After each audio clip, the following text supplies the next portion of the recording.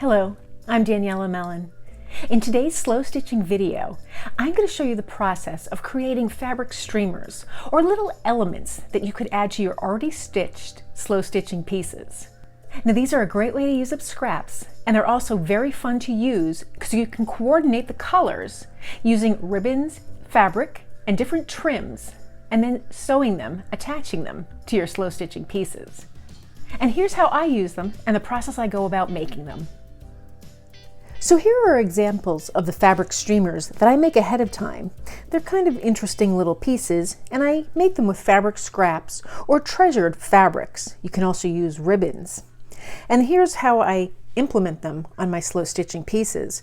In this one, I coordinated the colors and I used embroidery floss here to make the streamer a little more dynamic. But you can pick it up, I can embroider words either on the back here or on the piece. So that's how I use this little element to my slow stitching pieces. Now the way I go about constructing it is I'll choose some buttons. I can use the buttons on the top pieces or beads, or you don't have to use those at all. But I like to have a few just to inspire me for selections. And then I grab a bunch of my fabric scraps.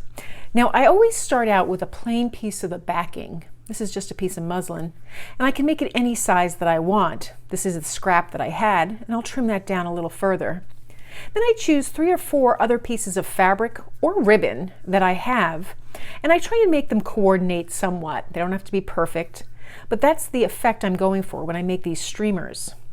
So I'll set the buttons aside for now, and I'll start constructing my piece. Now I like working on smaller slow stitching pieces for the most part, so I'm just going to create a smaller streamer here. I'll cut my base fabric down, and this will be the thickest of the fabrics that I cut. I'll save those scraps and use them in the future. And then I just like to pull out the sides. I like that rough effect on the sides of the fabric. And then from here I can start layering my piece however I want it. So I like to audition the fabrics before I cut them and just see. And I kind of like the way these are coming across. I like the contrast on this pink, so I think even though this has some blue in it, I'll set that aside for now. And so I pretty much have my streamer designed here, and now I just cut everything down to size. So I'm going to use this background here, this long pink one, and I'll just cut that down. And I just want it to be a little shorter in thickness than my base piece. This has a pinked edge. I can leave it there if I want, or just cut it off. I don't mind it, so I think I will leave it. Then my next layer is going to be this. It's another fabric pattern. I can decide how long I want this. So I'm going to cut off that pinked edge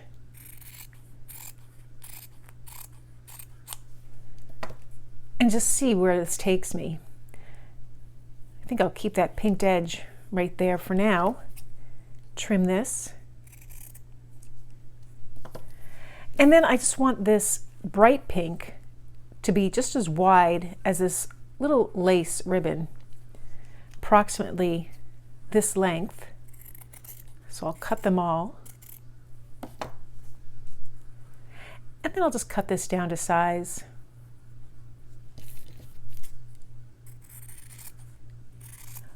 Cutting it just as wide as that lace because I like the way that lace stands out against it. If I put it right on top, this white fabric kind of disappears. So I'm going to offset that. And I'll offset this one as well. And this is where you really have fun with it, choosing if you want to make it pristine, if you want the angles to line up, or if you kind of want it offset. And I like that. You can add stitches at this point if you'd like to hold everything down, but I like the effect it has that this is all loose. It's kind of tactile and you interact with it. So now I decide what I want to do for the top here. I can put a button and just stitch that down to hold it in place. And I always have a lot of fun choosing the button that I want to use. I think I'm going to use this button here.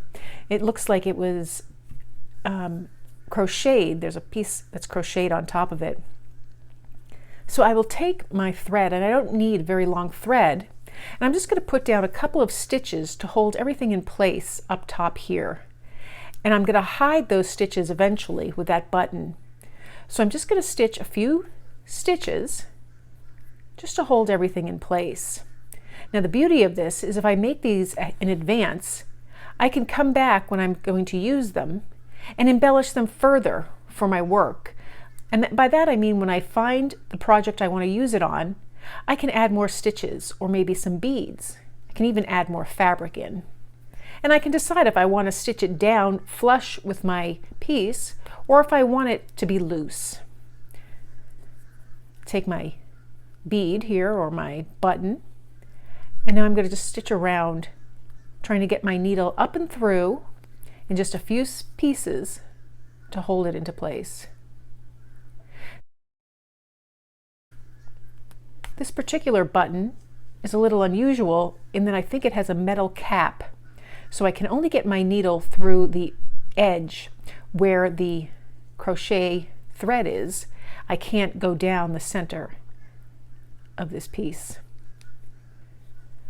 So all I'm going to do is add a few stitches just to hold it in place around the perimeter of this button.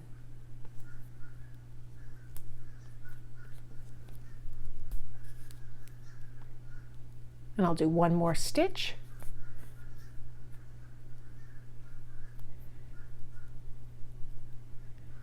Trying to get it through that crocheted button.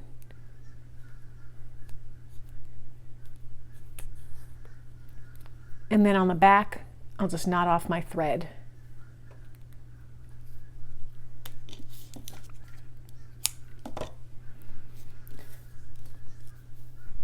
So there are ways that you can modify this further by using pinking shears to trim your fabric. You can use an assortment of ribbons, or you can tear the edge of your fabric and you get different results. Now I particularly like this project because you can make this any length you want, and it's a great way to use up scraps as well as some three-dimensional embellishments. So those are the basics of how I make fabric streamers for my slow stitching pieces. It's a great way to use up scraps, and it's a great way to tailor it to your style, the size of the piece that you want for your piece, as well as using up coordinating fabrics. Thanks for joining me today.